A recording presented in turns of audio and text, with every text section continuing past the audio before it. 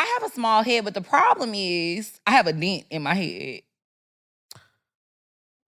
That makes sense. Nobody, bitch, what?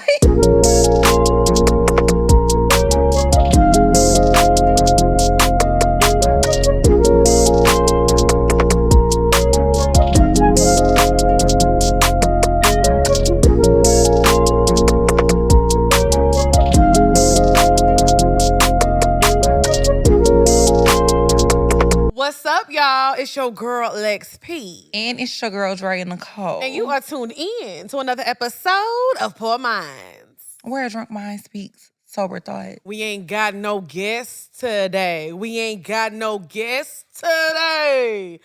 I know. That's right. That's right. You know what, though? Our intro sound like the beginning of a fire rap song. It is, and we did say that on the last solo episode that we gonna get in the booth. Like y'all did not. Y'all did not get in the booth, bitch. So obviously, I didn't say. That's all right. I did Right. it. Getting through it. I did good. So obviously, we just talked about this last week, but y'all know we be recording multiple episodes in a day, so we are still in shock. I'm shooketh. We discussed it a little bit on last week's episode, but I am just still upset. So y'all just have to bear with my energy today. I have a lot going on. But good news is by the time y'all see you this, look beautiful. bro, you finna piss. Delete it, hobby. Delete the curse word, hobby. You're finna piss me off. Okay.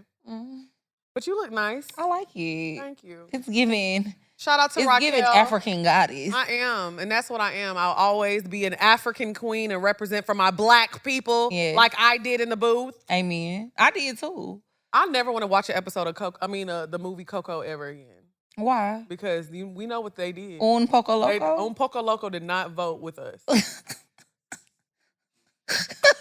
It's not funny. I'm struggling. Los Dejo Mejeros. Now see, we not supposed to curse. My bad. Delete it, Javi. That's gonna be the episode. Delete it, Javi. Okay, but anyway. Because y'all was dead in the booth. No, we're not doing that. We're not doing that. Delete it, Javi. Delete the whole oh part. My gosh. Okay, so my bad. by the time y'all see this, I will be back from vacation, but literally, I booked a flight. I'm leaving. I'm going on vacation. I'm going to Brazil for a week, and I'm excited. I'm just, the timing was perfect. What? Okay. What? You have like. Okay, well, get it off. You a little. I'm sorry. Delete it. I ain't know what to do. Like, you a little spicy today. I'm scared I might get slapped. You might get shanked. You got a knife? I do. You be walking around with that thing on you? I keep it on me. I'm getting ready to go to London. No, you going to Brazil. Oh, I got a good idea. What, man? I think you should do a video to Beautiful. Because that's what they shot it at. I know. You should do that. That would go viral. I'll think about it. I'm not that ass on you. I'm not in the mood to do. Remember that song? Who? Shawty got an ass on her. On her. I'ma put my hands on her. On her. I'ma pop a rubber band on her. On her. It's a good song. Yeah, what an era. Gucci Mane had some hits. Still. Who? That was Gucci Mane, right? It was? I thought so. I don't think that was Gucci Mane. I think it was. Let's do our research. We don't have a Google team. But she thick in the lips like Jackie, yo. Ain't that what he said? Or thick in the hips? Yeah, that was Gucci Mane. It was? Come on, man. Oh, okay. You know your history. Do you? Did you vote? Go ahead by Gucci Mane. I'm just playing. That is crazy. Gucci Mane, I'm a fun fact about me. What? I'm an icy girl. Are you? Because you didn't know that was his song? You know, I did know. I think it's the Terramana that's getting to me. Hey. The Casamigos. So I bought the biggest bottle of Terramana yesterday. Why? Because I went to an election party. I'm not kidding. It was about this big. I'm not capping. Did y'all drink the whole thing? No, we did it. I made some, we had some Camalaritas, and they were actually really good. I took a page from Ta's book. I was bartending in there. I did my thing, and they were really good. They drank them all. Yes. I know that's right. Yeah. When you get in your bartending bag, you get sent. It comes You was back. bartending the other day. Yeah. Yeah. You should have put the hair behind your ear. Yeah. Okay, so anyways, I have some things I want to talk about before we get to the topics today. First, let's do a catch up. What you been up to? What's going on? What's tea? You know what? I ain't really been up to nothing much, to be honest. Yeah. I'm just taking it day by day. I can't believe these results. I am as appalled as you are.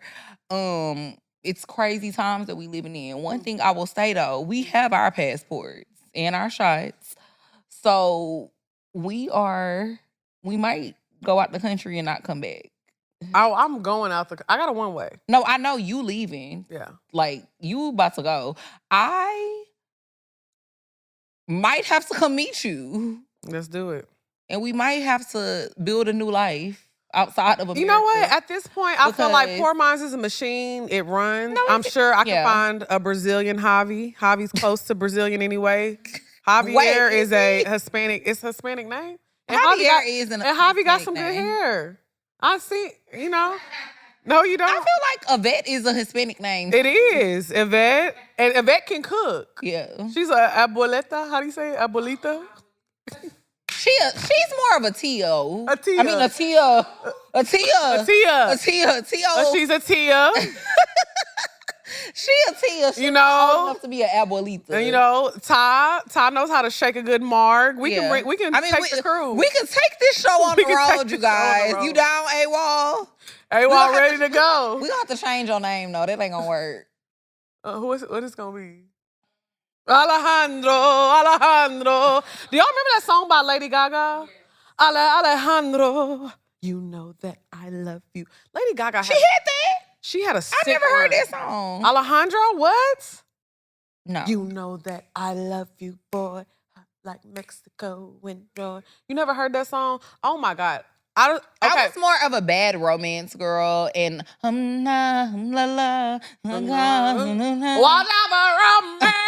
we're singing that today. Gaga, Roma, ooh la, I ate that. Thank you, Yvette, because y'all be bullshitting with me. I don't need to even talk to y'all. Girl, because you always got to take too That's far. how she sang like, it. I feel like we be vibing, and then you always... I'm your biggest fan. I'll follow you until you love me, paparazzi. The hits. She just kept dropping hits, and she did not. 2009 was a great year, and I remember that because Lady Gaga, she had a song with Beyonce. She did. Telephone. She had two. What was the other one? Video phone remix. I said telephone. And no, telephone was one of them. It was telephone and video phone remix. Oh. The monsters keep on talking. Like the way I'm walking. You're saying that you want me. Low key, they stole that from B2K. She said, horror. Remember B2K song? I know that you wanting it. Man, you know what? And I want to never know where these conversations be going. Okay, but let me just say this: we have to give Lady Gaga her flowers because please fact check me because I may be wrong.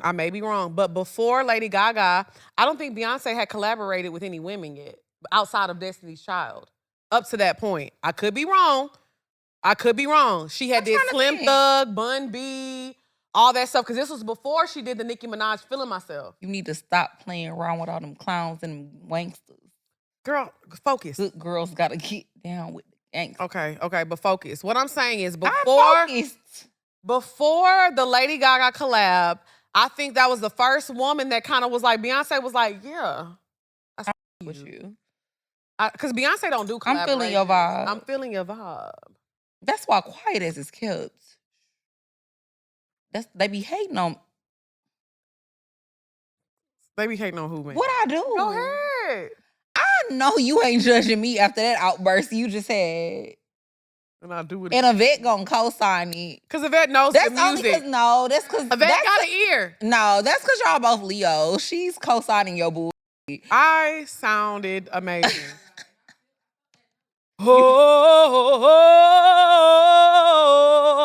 Oh, caught in a bad romance.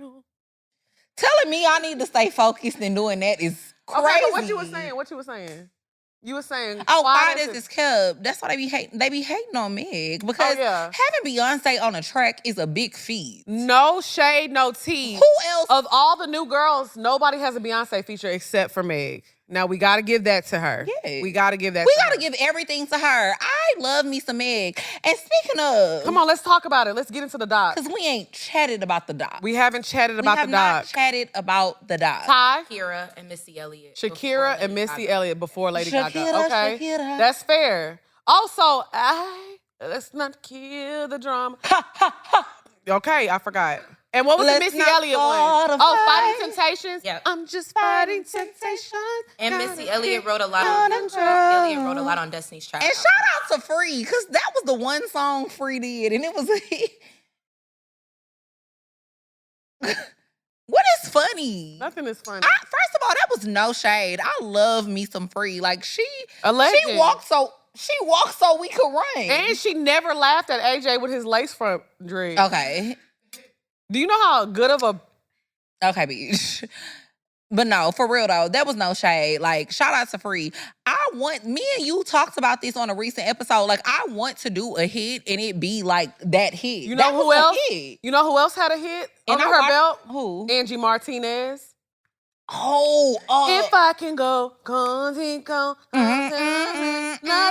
all. Remember that song? Yes, I knew exactly. She had the first verse. It's ladies' night. What? It must be Angie on the mic. The honeybee, but they got the sugar, got the spice. Go to outside. Keep the right. Yo, I just made him up last night. An icon, Angie, a legend. Come sit on the couch. Angie. Yes, Angie and Free and AJ with your wig.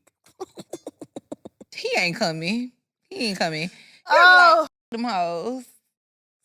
Okay, but back to the documentary. Let's talk about the documentary. Let's chat about the documentary. What if he have alopecia? That's fine. There's nothing wrong with having. You know what? Speaking of alopecia, I'm not saying nothing wrong with it, but I'm saying there's a whole community of TikTokers that have millions of followers with alopecia, and they are so beautiful. They are. I mean, she does her makeup so good. I wish I could shout out her name. Oh, I forgot. And there's so many girls with alopecia who like they rocky. So rocky.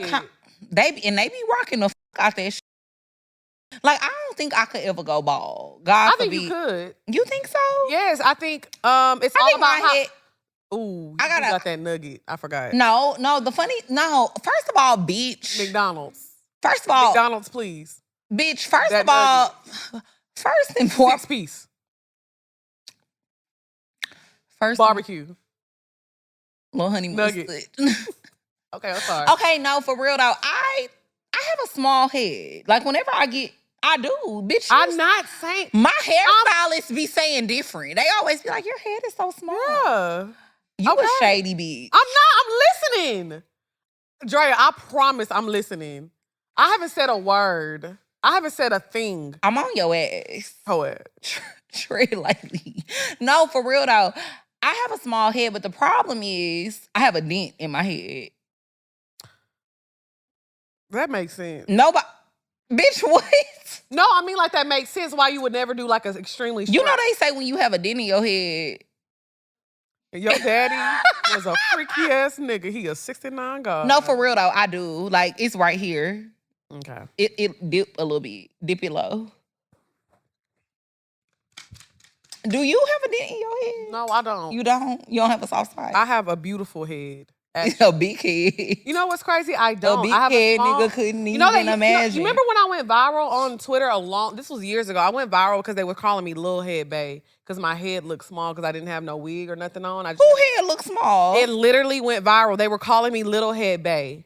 I'm so serious. That was because of your titties, though. No. I mean, maybe so, but... I think that's like... But no, but what I'm saying is... Why did you look at me like that? When I get my hair done, they say the same thing. You know, I just got that wig made. She was like, oh, girl, you got a small head. Every time I... Oh, you can have a small head, but I can't. That's crazy. I didn't say you couldn't have a small head. That's nuts. I looked at you when I was listening. You took some... Bitch, no, you was like this. Yeah. You wasn't believing, you wasn't feeling what I was saying, but that's crazy though. I do feel like your head used to appear smaller when your titties was bigger. They did. And you had that short haircut. I love that era of I you, hated though. it. It was really like, people say you look like Toni Braxton, but it was really You know what's Toni so Braxton crazy? Life, you had that short haircut. Life is so crazy because people always talk about my short haircut, It how was much so they loved it. cute. And they're like, oh my God, Lex, you were stunning. But you was having a mental breakdown. Bro, I was fucking like, let's just drink a little mimosa with bleach. That's what I was going through at that moment. So when people always bring up, okay. Yeah, let's talk about it. You want to chat? You wanted to have a chat about my short hair? That went dark. Let's quick. talk. Let's talk. Bitch, what? Excuse me? Yeah. You want to chat? We're going to have a chat. Yeah. No, I remember though. I remember when you called me and you had cut your hair off, and I was like, okay. Because remember, I cut it. We going for a new look. But your face is so beautiful. It's like unreal. I was like, wow.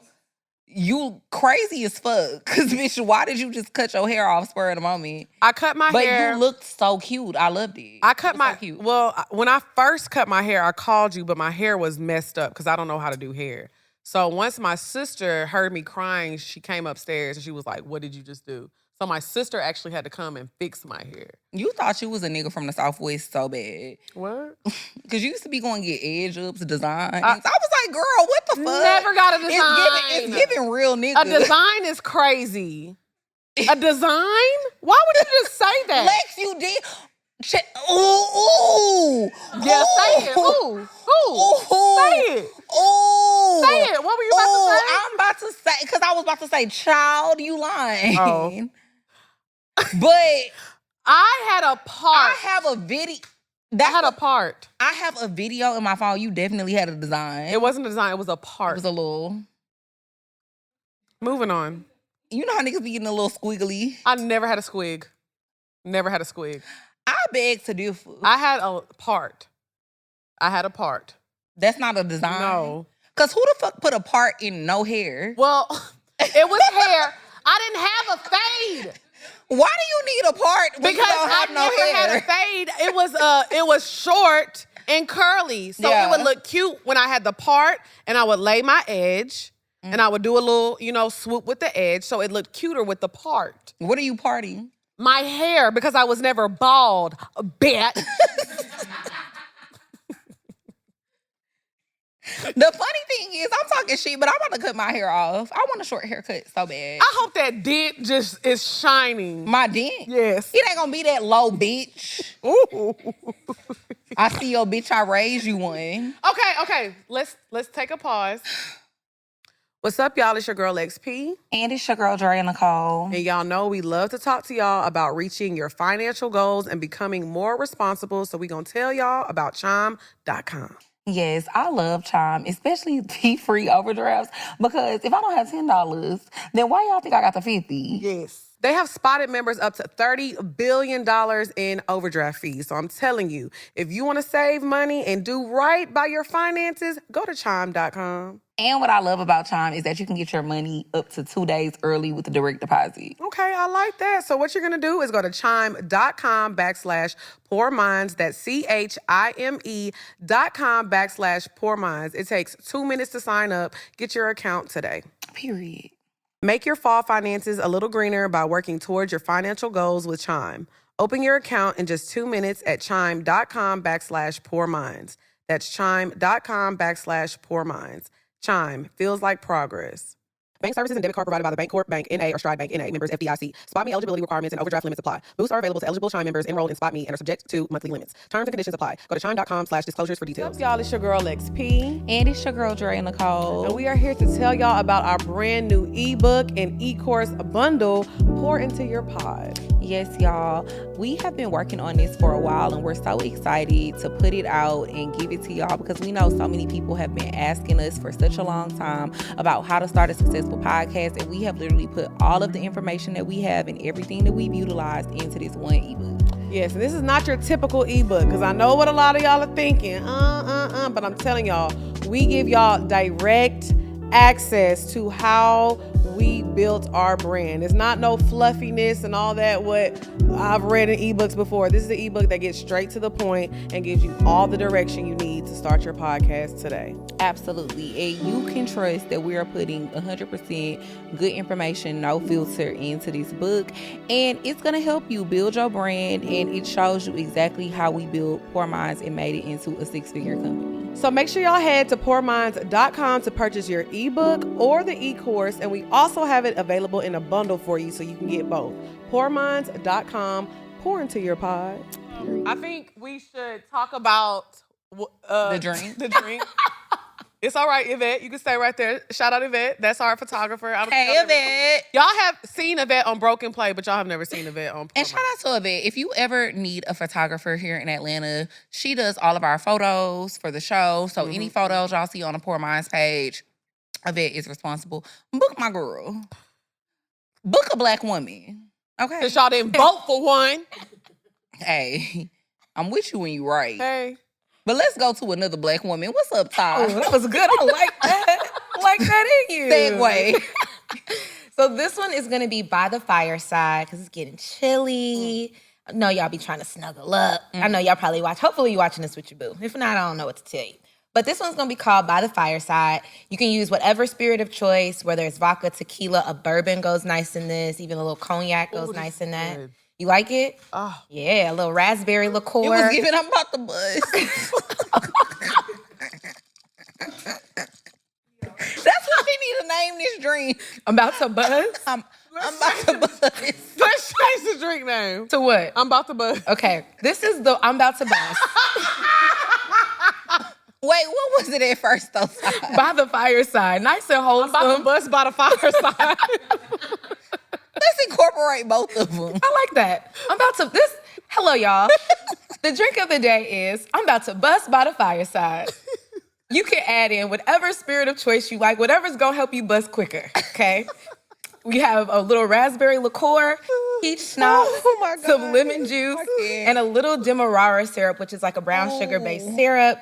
And then I actually floated a little bit of red wine. So definitely if you're trying to, I don't know, but by the fireside. Thank you, Ty. I love And then garnish it with a cinnamon stick. So cheers, y'all.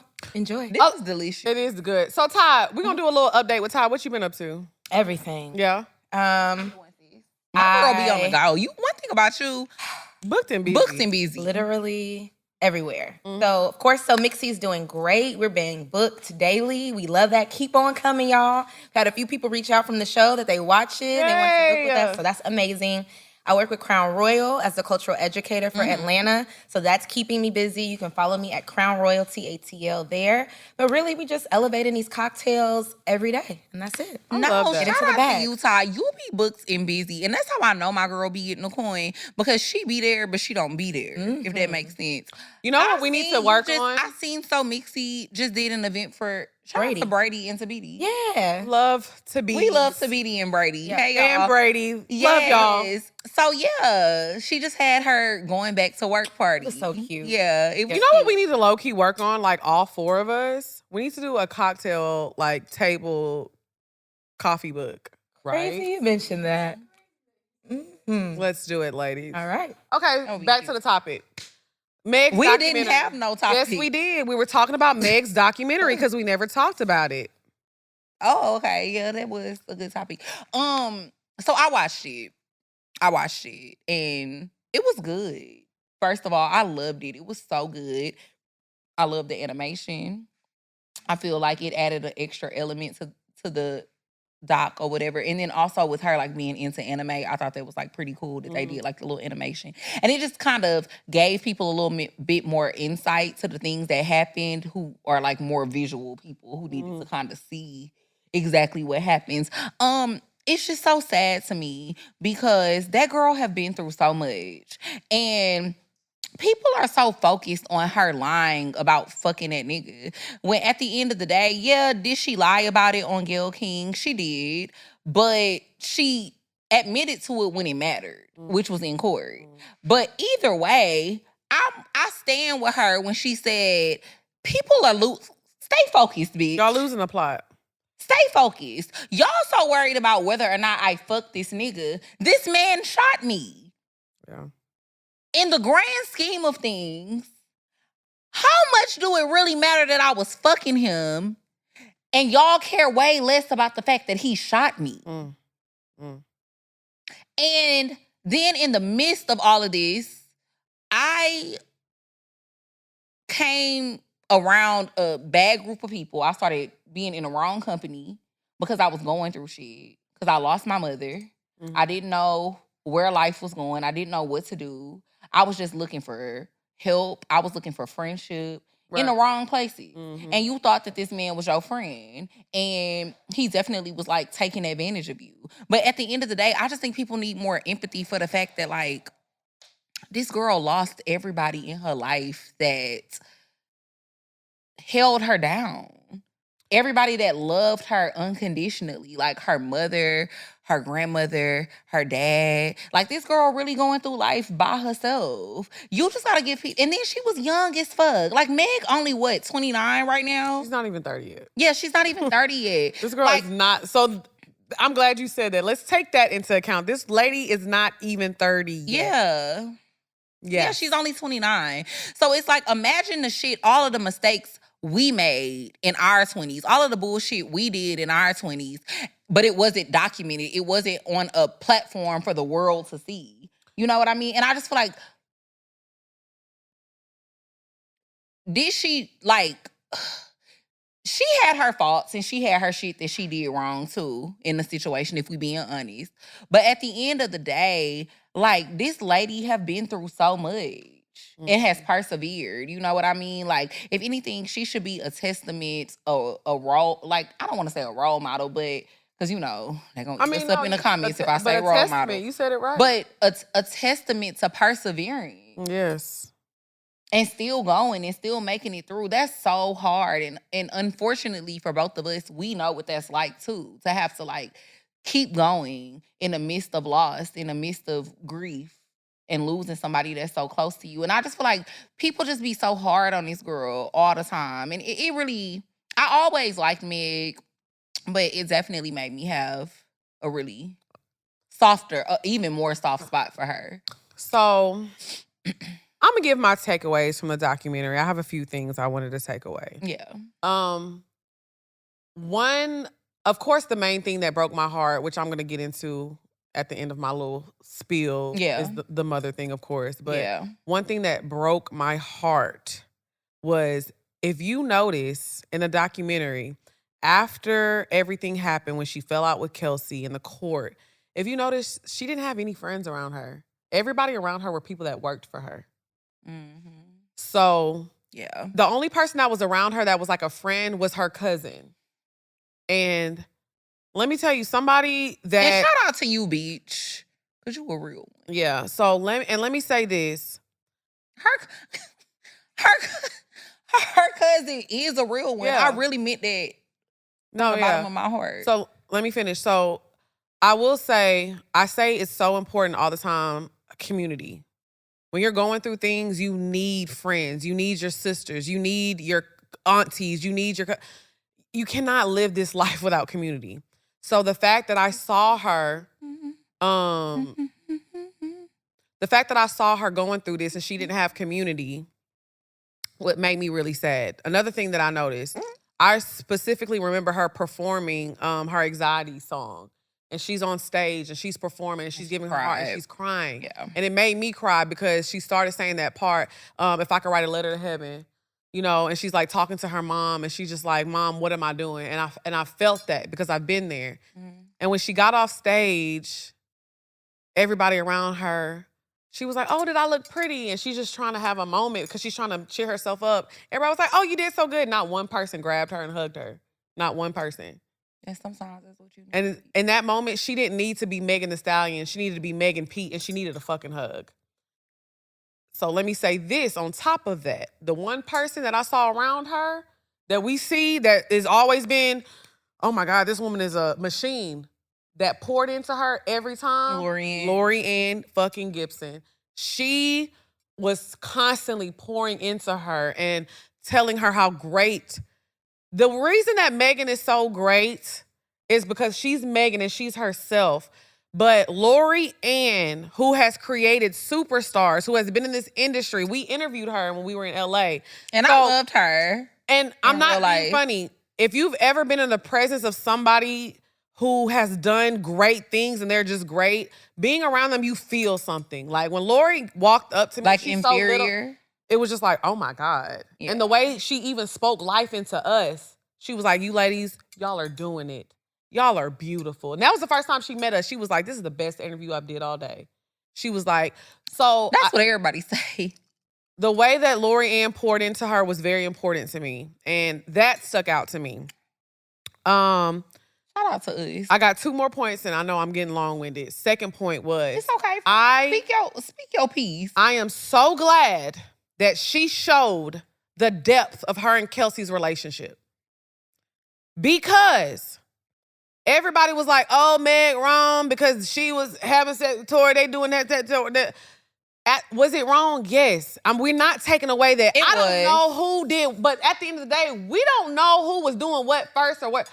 We don't know nothing about nothing. All we know, we don't know nothing. We're only going by he say, she say. But what I'm saying is, at the end of the day, it was weird and it was wrong. Because if y'all are friends, why are y'all hopping on the same XYZ? Yeah, that's where I'm like, yeah, you right. So, but let me finish. Yeah. So, but my thing is, because I've had somebody do this to me. For Kelsey to sit on that camera and cry about Miss Holly and say, me and Megan have been through the dirt and the trenches. And she said, not when Meg, she said, when we lost Miss Holly, I knew I had to be here. So instead of you being by her side, you chose to take some hush money and get on that stand and not say nothing. Because at the end of the day, did Meg do you wrong from what it come to be? But let me tell you, if that would have been me and Dre in that situation, first of all, that nigga would have been beat the fuck up. Because ain't nobody finna pull out a gun on my friend. Somebody gonna die tonight. Shout out to 50 Cent. I'm gonna die tonight. So, period. Second of all, that would have been the theme song of the night. If that was the situation, and say I'm messing with somebody, and then Dre go back though, and she messing with him, and it comes out in the car, and same thing happens.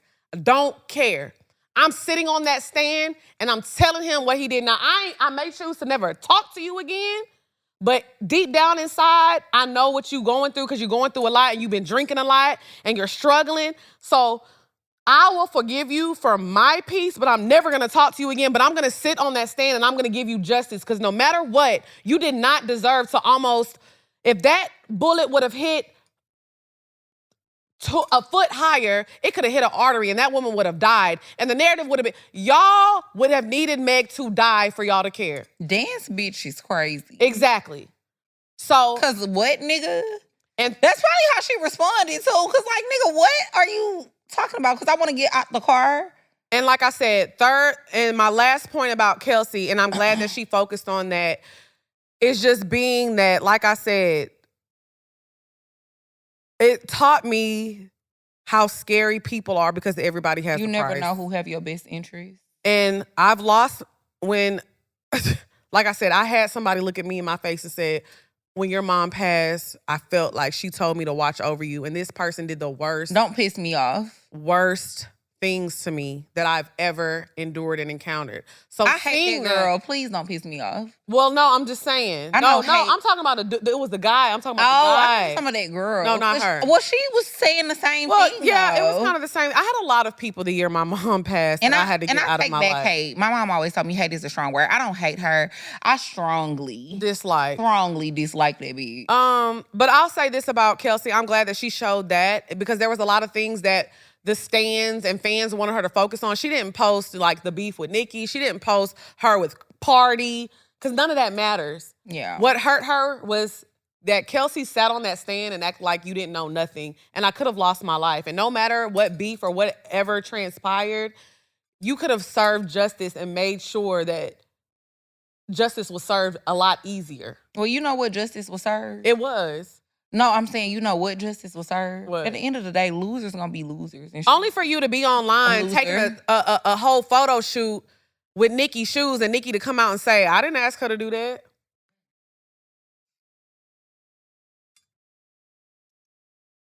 Because one thing I can say about Nicki on tour, she doing her thing. Like, you was trying to be shady and you thought Nicki was finna kiki with you, but that...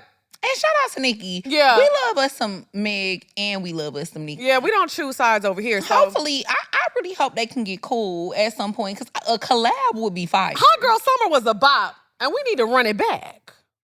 A new collab. But either way that it goes, last point I want to make. You called me. Well, no, I think we talked the next day, maybe after the documentary. No, because I don't think I had. Oh, yeah, I hadn't watched it yet. Yeah. But your reaction, oh my God, please, I don't want to get emotional. This is not, bitch, I got my makeup done and I got lashes on. We don't cry. Oh, I don't want to get emotional, but like your okay, wait, maybe it's the liquor. Okay, it probably is. You know I'll be crying for real. Like, what the fuck going on? Ooh. Okay. So, like, your response was just so... Thank you, Ty. Your response was just so triggering for me. Because... Oh, my God. What the fuck is going on? It's okay. No, you about to start crying, too. No, I'm not. You are. My tears don't fall, bitch. Oh my God. Okay. So, maybe this is a good thing because I feel like people don't really see this side of me. Yeah, it's okay. So people think I don't have this side, which you see this side of me all the time. But no, it's okay. We needed to talk about it. Oh my God. So, you've been through so much. We both have, you know, like losing my dad was so fucking hard. And then it's like I kind of was prepared for it a little bit because I knew my dad was sick. Yeah. But like still when it happened, it was like, what the fuck? Yeah. Yeah. You know? The crazy thing about me, I recorded the same day. Mm-hmm. And then we didn't talk about it for like 2 months or whatever. A lot of people didn't even know. Because I'm just that type of person. Like, I got to keep myself busy to keep my mind off of things. So I feel like for a long time, I didn't even deal with the death of my dad. And so, right when I felt like we was kind of like getting to a good space with that, like the situation with your mom happened, which was like so fucking crazy still to this day because it just happened out of nowhere. Yeah, yeah. We was all so fucking shocked. Yeah. And like, so when you called me about the documentary, I was just like, wow, like it was so triggering because I could tell you was really like experiencing it all over again. Because you and Meg kind of have like the same story a little bit, you know? And it was just like, I don't know, bro. I just be feeling for you so bad because I know like the thing with me is it's not to say that I don't go through the same things and like miss my dad but I just feel like me and you are just so different. Like I'm a little bit more like hard by it. Yeah, yeah. You know, like I go through it, but I'm just able to like maneuver. Yeah. And I feel like for you, it's like a little bit harder, and which is so crazy because I think when people see us, like you're older than me, you you the stallion. Yeah. Like, people think that you're gonna be like the tougher one, but in reality, it's me. Like, I feel like I'm like your little pit bull, and I just always worry about you. I guess is what I was my whole point in saying all of this. I just always worry about you because, I'm okay. Yeah. Like, I'm at a point where I have accepted it. Yeah. And I've accepted what it is, and I'm okay. Like, I have my moments where I'm sad, and some days I don't want to get out of bed still too. Yeah. But I'm okay. With you, I just don't never know if you're gonna be okay. Yeah.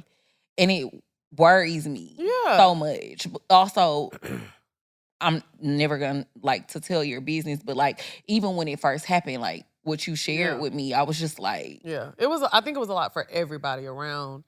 Well, even like, cause you was like, I'm so glad that you came. Yeah.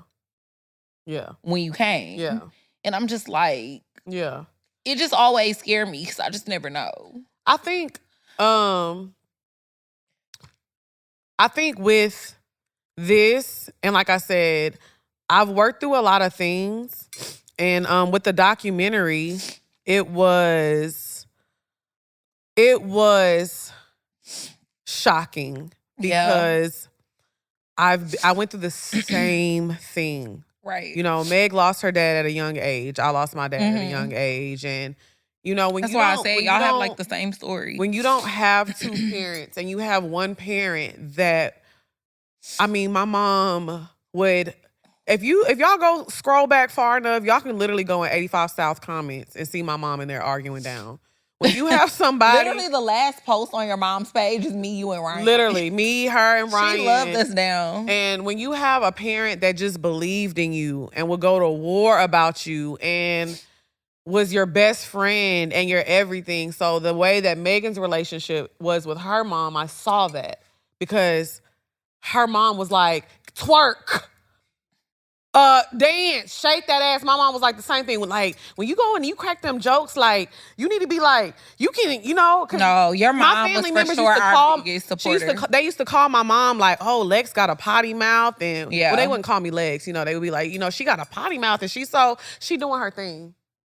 Let her do her. And shout out to mothers like that, because I feel like my mom like that too. Yeah. Like, she come to all our shows. Yeah. She be there. Like, shout out to having mothers that support your dreams and your vision. And your mom was a real one. So the fact that when Meg lost her mom, she kind of she couldn't stop. And I know that feeling because I had nothing. And when I moved out to Atlanta, it was like, oh my God, we're getting ready to go on tour. I could not stop. Because not only was it, I have a business partner, I have a team around me, I got people that got to get paid. And I knew the same thing that Meg said, if I would have stayed home and cried for the summer, my mom would have been so mad at me. Yeah. She would have been like, what the, did you learn anything from me, you dumbass bitch? That's exactly what she would have said. And so I understood that feeling of, I have to keep going because this is what you prepared me for and this is what you said I was built for. But also it's like, you have no guidance. I have no guidance. You really, okay. So like, oh my God, I don't want to start crying again. Like, Lord, please. You really broke my heart when you was like, I just feel like everybody around me, they can like call people. Yeah. You know, like you, even with me, like it's like, okay, my dad did pass away, but I could still call my mom. Mm-hmm. You know, so you were like, everybody around me, like if y'all going through something, if y'all dealing with something, you can call people. Bitch, I gotta get on Google. And when I was talking about that, I'm talking about like but that was such, I mean, it's real. A real thing, because I feel like so many people are dealing with that. Like, it's like, what the fuck do I do? As we're being, I'm sorry, I don't mean to interrupt you, but we're adults, right? So you go to the doctor or your emergency contact, you like, oh mom, when was the last time? Or oh mom, what's my blood type? Oh mom, what's this? Mom, what's that? I don't get that. Yeah. And it hits me all the time. Like whenever my health had went to shit, I'm trying to figure out XYZ, and I'm like, fuck, this is stuff that my mom knows. I got to get on Google when I'm trying to figure out stuff with my taxes, stuff with her house, or stuff with medical and this and that. I got to get on fucking Google. Or I got to call and hope my sister can help me with something. But shit, she got 2 kids. She got a husband. She got, you know what I'm saying? So it's just like, I have to navigate this alone. And I'm sorry, but, it's okay. and I say because I'm watching Meg and I'm watching her, and I'm not even on nowhere near the level of her, and I'm watching her become a global superstar. Because also, when you make money, you got to learn how to keep it. You got to learn how to multiply it. You got to learn how not to lose it. You got to learn all this stuff. So on top of being relevant and making good music, having good episodes, dropping good episodes, I'm trying to learn how to make money now. And all I was gonna say, like, I'm not, trying to cut you off or anything, but like, bitch, shout out to you. Shout out to you. And shout out to you too. Shout out to you too, Ty, because I think we may have talked about this on an episode. I can't remember. I think we did talk to you about this on the episode though, but I know you lost your mom too. And shout out to y'all. Yeah. And shout out to Meg, because all y'all doing a great job. Y'all moms will be so proud of y'all. Like, and even when you doubt yourself, I just always be one to let you know, like, bitch, you doing a good job. Yeah. Like, you are. At the end of the day, we have been dealt unfair cards. I think anybody that lost one of their parents at a young age has been dealt an unfair hand. You know what I mean? But we doing the best with the cards that we've been dealt. And that's all we could do. It's unfortunate. It's like, people who get to grow old with their parents, you're so lucky. Yeah. And y'all do not realize how amazing that is and what a blessing that is. You know what I mean? Because it's hard out here. Like, losing your parent, you do be feeling like, how the fuck am I supposed to keep going? How am I supposed to go on in life? Like, I don't know if I'm doing the right thing. And it's like the same thing you said with your mom. That's how I be feeling about my dad, losing my dad. Like, me and my dad were so close. Yeah. He always had my back. He was always there for me. I could always call him. Right or wrong, he always had my back and always had my best interest. And it's just hard. Yeah. It's a hard thing. And like I said, the last point I wanted to make. I hate that this conversation went here, because I know you don't like talking about it. I can tell by your face too. No, it's okay. I'm just trying to finish my thought. And like I said, the last thing I'll say, then we can wrap this up and move on. When Meg said, what did she say? She said, you can be doing all these amazing things, and you're so used to having your mom or your parent be like, okay, you're doing a good job. You're doing a good job. So it hits a little different when you don't have that, like, somebody who literally pushed you out and you don't get that. You know what I'm saying? Like, I say all that to say, it just be hard because you're like, but am I doing a good job? Because the person who raised you, who saw you through all your chapters, they see that growth, and they see, like, you see me from, 26, 27 to now, which is a lot of growth, by the way. I've been knowing you since you was 25. That's what I'm saying. A lot of growth. So 10 years now. But sometimes, like, when I'm doing something that everybody looks like as right, my mom was there to be like, that ain't it. And so you're like, am I doing a good job though? Like, am I? Because like I said, I don't have that. You need that motherly guidance. I don't have that motherly guidance. And I think that's what broke my heart, because I could never be Meg. Because I get hundreds of people saying mean things to me, and I'll be ready to break down. Imagine millions of people on the internet tearing you down, and all you trying to do is grieve your mother. All you was trying to do was go out and have a good time, and somebody shot you. All you trying to do is just do what you want for a living. All you just trying to do is fucking exist in this world, and this world is hard. It's hard to exist. So to close the documentary out, it was great. I think it humanized Meg a lot. And I'm not saying if you don't like her, whatever, that's your opinion. But to people that have lost dads, mothers, and we still have to show up to do our job, just go a little bit easy on people. All that comments that y'all be saying, sometimes like when the documentary dropped, I searched the In Her Words hashtag because I knew we were going to talk about it on the show. I saw some nasty things. I mean, and I'm going to say this too, because not that I care that much, because again, I feel like I'm a very like strong, resilient person, but I feel like the response that you get with you losing your mom is not the same response I get with me losing my dad. Really? No. Why you feel like that? Because I feel like you get such an outpouring of love all the time from listeners, from people like, oh, Lex, I feel like, you're doing such a great job and you lost your mom or whatever.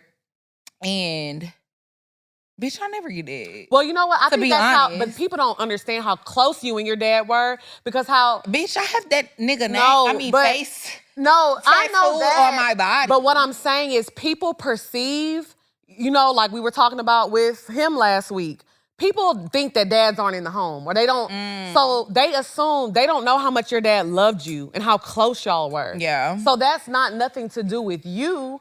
That's more so how people perceive black fathers. No, and that's the thing I was gonna say, friend. I don't take it personally. Yeah. But it's the reason that I brought it up is because it's just interesting to me. Yeah. Like it's interesting that we've both been through technically the same thing. Mm-hmm. You know what I mean? Like, no, it wasn't my mom, but it was my dad. And like, I knew this nigga my whole life. Like, I never knew a life without him. I never knew a life where I couldn't call my dad, talk to him, go see him, whatever. And then I lost this person. Mm-hmm. But it's just interesting the difference in support that we get. Yeah. Like you losing your mom versus me losing my dad. Yeah. It's just interesting when I be peeping it from like the comments and all of that stuff. It's just an interesting thing. Yeah. It's interesting because I think people don't feel like they need to offer the same support. Like you said, when you lose your dad versus when you lose your mom. It's like when it's your mom, it's like, oh my God.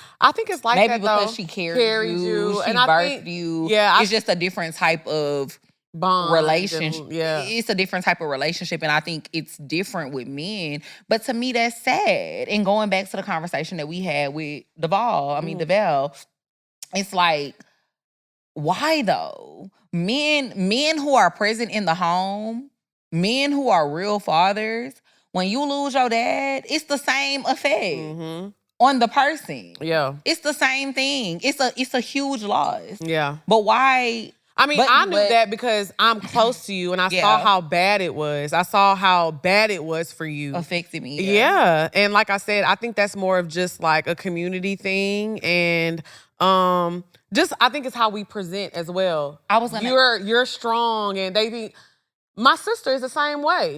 In the family, when we go around the family, everybody be crowding around me because I've always been open about my struggles and I'm sensitive, but I'm always like, if I'm going through it, I let you know. My sister is very much like, I gotta pick it up. I got 2 boys. I gotta keep it pushing. That Taurus energy. She's like, I gotta keep it pushing. Like, I can't stop. Which we're both the same like that, but my sister's just like. I was gonna say, give yourself a little more credit because you are like that. Yeah, I mean, I am like that to a certain extent. I think you like that front facing. Yeah. You gonna go home and cry. Yeah, I'm definitely gonna go home and cry. But 1000%. But one thing I will say about you though, bitch, you gonna get in the booth. No, I'm gonna get in the booth, bitch. Y'all didn't. I'm not done with y'all yet.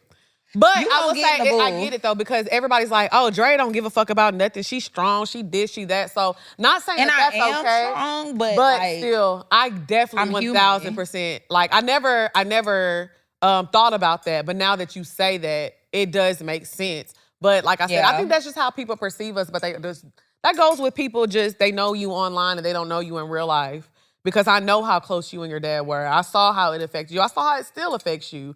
You know, you still have your days. We both still have our days. Yeah. Like I said, the day you called me and you were like, girl, I'm just checking on you because where you been? I know something going on because you just know me. And you were like, I'm just. Well, I know you. And then anytime you are a person, unfortunately, where I won't say everybody, but people that know you can look at your social media and tell when you're not in a good space. Well, Like, you know what? That's something about you that has been that way forever. Like, ever since I've known you. Like, bitch, I can get on your Instagram, I can get on your Twitter, and I know when my friend not in a good mood. Like, I know when you dealing with something. I know when you going through something. So, but you also, you're an interesting person because you a person where it's like people got to check on you, but people also got to give you your space. Yeah. So whenever you say stuff online and I know you going through something,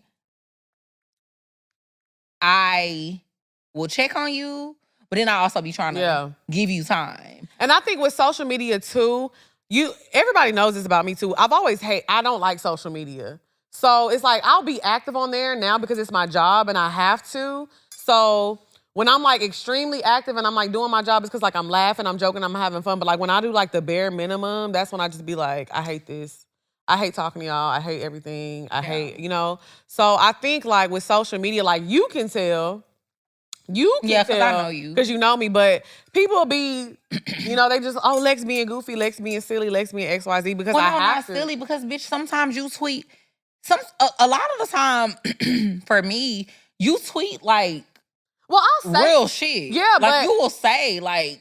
I mean, one thing I will say, I do tweet about my mom all the time. Yeah. I'll be like, I miss my mom. Like, oh my God, I cannot. Like, because I'll be in the best space in my life.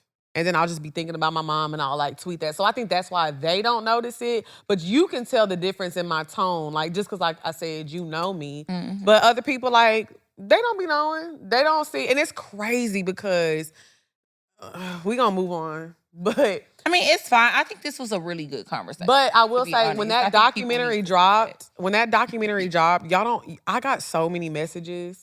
I got so many messages from a lot of people that went to that first tour. And it was one girl who messaged me. She was like, Lex, I don't know if you remember, but it was right whenever your mom had passed. I don't mean to bring it up, but she was like, I was in the audience and I remember somebody asked you like how you were doing and you had to get off stage. She was like, and I was sitting on the side. She was like, and I saw the guy hug you. She's talking about Ryan. Cause like, I don't want to get emotional, but like when I ran off a stage and Ryan just hugged me. And it made me sad because, like I said, I thought in that moment about Meg. And I'm like, thank you. When you run off stage and you're overwhelmed, I needed that hug. And the fact that nobody was there to hug her, it made me so sad. And one thing I can say that I'm grateful for is because I get to do this with you. I get to like, girl. No, but it's the truth though. I had to go on tour. Oh my goodness. And I'm struggling. I'm having breakdowns every day, but I got somebody knocking on my door like, what you need? Yeah. I'm here. Yeah. And like I said, I know I keep bringing it back to Meg because I really wanted to talk about this because I hate the way people treat her because y'all don't know how it feels to not have nothing. Yeah. And the fact that No, when I say nothing, I mean parents. Let me say this. They don't know what it's like to not have nothing but look like you have everything. Everything. Yeah. And I think that's where people lack empathy for people like us. Yeah. People like Meg. Oh, you're beautiful. Like, you're rich. Like what? Bro, how are you complaining when you have this platform and you're doing X, Y, and Z and all of these people are watching you and y'all are successful and y'all making money and y'all are beautiful? Like what the fuck are y'all complaining about? Perception is everything. Yeah. That's where people lack empathy. Yeah. And I like I said, I hate the way that they treat her, but my heart goes out to her because she was on tour by herself. And that's the point I was making. That's why I was like, I didn't have to go on tour by myself. I had my sister with me. Like, you're not, it's beyond business. It's beyond a friendship. Like, you're like my family. Like, and when I think about that tour, and when I think about that whole year, it was such a blur for me. But I think about how I was on the edge and I was there and I was like, there's no point. I don't have no point. But I could just I could wake up and I could get through the day because I had somebody to pick me up. I had that community. And I don't have a big community. Still to this day, I don't. I mean, you don't need one. I mean, I don't need one, but I didn't have one because that year when I lost my mother, I had people, like I said, look at me in my face and say things only to stab me in the back. Yeah. So I say all that to say because this documentary made me realize how evil people can be just because, like you said, they think that they have it all. But like I said, my heart goes out to Meg because she didn't have a community. And when, like I said, the biggest part that stuck out to me was when she walked backstage after that performance and not one person hugged her. And it broke my heart because when I walked backstage, I had somebody there that I met him through work, but he flew his ass out to Houston and drove to Orange and was at my mom's memorial. Like, I had that. Everybody, like, showed up for me. Everybody showed up for me. And, yeah, my heart broke for her. But I think that, like I said, if you're indifferent about Meg, you don't like her, I'm not saying you have to like her, but just give people a break. We're all human. Life is hard for all of us. I don't care how much money you got. I don't care how beautiful you are. I don't care anything, your race. Life is fucking hard. Give people a break. Give people some grace, you know, because this shit is... And also, and like hard. I said, and especially for you, and I want to say this to you because I talked about this even when your dad passed. I ain't never seen no shit like that in my life. Because when my mom passed, bitch, I canceled the photo shoot. Yeah, we had canceled the photo shoot. We had a photo shoot that day. I was driving to the photo shoot. We was about to go there, yeah.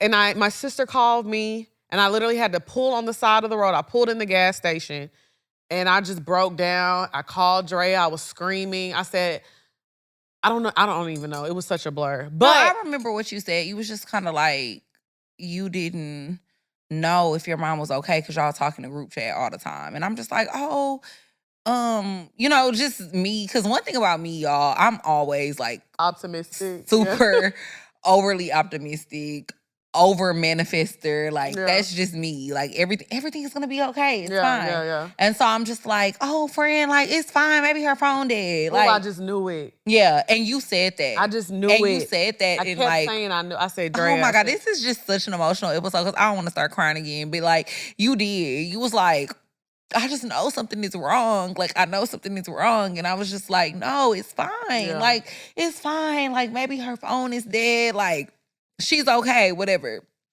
And then you ended up, you was like, oh, my sister is going to do a wellness check or whatever. She going to get the police to go or the emergency people to go do a wellness check. And then they went, did the wellness check. And he just called me back. He was just screaming. And I just knew what it was, you know? Like, it was just crazy. And that's what I'm saying as far as you, because like the morning you called me, you were crying, and I was like, no, I was hysterical. I was at Kiki house. No, that's what I'm saying. Kiki, you were. That's my friend forever, I know, too, because you were crying, and you were like, I couldn't understand you, and I kept saying, what, Dre? I kept saying, what? And I'm like, what? I'm like, what is going on? I couldn't hear. Like, you just kept. You were saying something. I'm just like, Drea, please. I said, please just breathe and slow down. And you finally like got it out and you said it. And I said, okay, we don't have to record today. We don't. You said, no, we're still going to go to the studio. And I'm like, what the actual fuck? Like, I tried to cancel. I'm like. Yeah, no, you were very I was like, no, we're not going to this. I kept saying, I'm like, bro, we're not going to record today. We're not going to record. You're like, no, we got to go record. Because this is during the time. This wasn't. I mean, we didn't have we didn't have stuff in the can. This is when we used to record on Mondays and drop on Wednesdays. Yeah, we hadn't worked. We hadn't did the 85 episode yet, where like the shit went viral. Yeah, we hadn't. And we just talked about too on the episode with DeVale. Like, we hadn't did the 85 episode. It was just us. We was in the booth, bitch. We was in the booth, unlike y'all. And like, they was used to like getting episodes every week. So I'm just like, I was willing to go. I was like, me and Moran can do the episode. Yeah. I was like, but you showed up because I couldn't show up. No. And people still to this day, like when I talk about that situation, because even if you go back and watch it, people are always like, you would never know. Drea just found that out. So I think, like I said, when anybody has lost anybody, y'all have to be just nice and stop just assuming things. And moral of the story is we all going through it. So thank you, Meg, for being vulnerable and being open It's not easy. We rarely talk about our parents on the show. We'll crack a little joke here and there. But I think the world needed to see that. Yeah, I think people never really see us talk about it for real. I mean, they saw a little bit on the Melissa episode. That was like the first time we talked about it. Yeah, but I feel like I didn't really get that emotional on this episode. But I just get emotional when it comes to you and the situation because like I said earlier, for me, as your friend, as one of your best friends, I feel like out of all of your best friends, I'm around you the most. Yeah, because I'm out here. Yeah, all my best friends are in Houston. The rest of them live in Houston. So it's like, I see you every day and like, I just don't be knowing if you okay. Yeah. I mean, and that's a fair And it stresses me out because it's always like a thing that I'm always thinking about. Like whenever I'm not around you, I just be like, oh, I wonder if Lex okay. Yeah. And that's a fair, and like I said, I appreciate you for that. I mean, my sister be the same way. My sister be having whole breakdowns because she be like, answer the phone or this and that. And I just be like, no, because you one of them people too. Like, yes, I be just, when you don't answer the phone, I be like, oh no, bitch, let me call again. Because I had bleached mimosa. Yeah. Okay, dark humor. No. Everybody relax. No, I mean, we both have dark humor, so I get it. Like, that's why I can laugh at it, but no, bitch, for real though. I know, but I'll say this. The vitriol. The vitriol peel. But I'll say this. I will say this. I think I have come a long way with my mental health and my journey, and I will say I understand now that I'm more blessed than I'm not. I am more blessed than I am not. Yeah. And like I said, I think sometimes it sounds so weird. And I remember talking to you on the phone the other day when you called me and you were like, and I was just crying. And I'm like, I know it sounds so stupid because I'm crying over this Meg documentary and I don't even know her. But I'm like, certain things will trigger you and certain things will make you realize things and see things. And I'm like, and in this moment, Meg, I'm thinking she has the world. She got Grammy. She got Beyonce. And I'm looking in this moment as somebody who has no parents either. I don't got half the shit she got. And I'm feeling sorry for her. Because all the things in the world and you couldn't get a hug, bitch. They couldn't hug you. You couldn't get a hug. And one thing about it, I got plenty of people to hug me now. And that's a blessing. And I hate the fact that she has to practice discernment now. She has to watch who's around her. But I think that was maybe a lesson that she needed to learn because she's young. She's not even 30 yet. The fact that she's going through this. I lost my mom when I was, 32, 33? I lost it as a full-blown woman. I know what is going on. And I'm still going through it. So the fact that she lost her mom so young and she's having to navigate an industry that's actually worse than our industry. The music industry is horrible. And she's navigating that. Yeah, but to be TBH, same thing. Same thing. Music industry, media industry, it's all the same. So I feel like it all meshes together. This episode is sponsored by BetterHelp. What's up, y'all? It's your girl, XP. And it's your girl, Dre Nicole. And y'all know, every week we have to tell y'all it is time to sign up for therapy. We always talk about thanking our therapist, but we also need to thank ourselves for taking that step and getting help. Yes, and with the weather change and the season change, y'all know seasonal depression is falling up on us. So make sure you take care of yourself. And what I love about BetterHelp is that it's so easy to sign up. It's very, very affordable, and you can change therapists if you need to. Yeah, so all you're going to do is go to BetterHelp.com. That's BetterHelp.com/PoorMinds and get 10% off of your first month. Let gratitude flow with BetterHelp. Visit BetterHelp.com/PoorMinds today to get 10% off of your first month. That's BetterHelp, HELP.com/PoorMinds. Okay, so topic 2. Are we going to whoop our kids? A little belt to ass ain't never hurt nobody. Okay. I mean, it hurt a little bit. Did I get whoopings? Ty, did you get whoopings? Bitch, I got them. Now, bitch, I got hella whoopings. Let me tell you, I have vivid memories of whoopings, and that's why I think they work. Did they though? Because it's certain ones I remember. And it still put the fear of God in me. Like, I got whooped one time in the bathtub. No matter with how... a belt? Bitch, yes. I don't No know. matter how long I live, I will never forget that ass with me.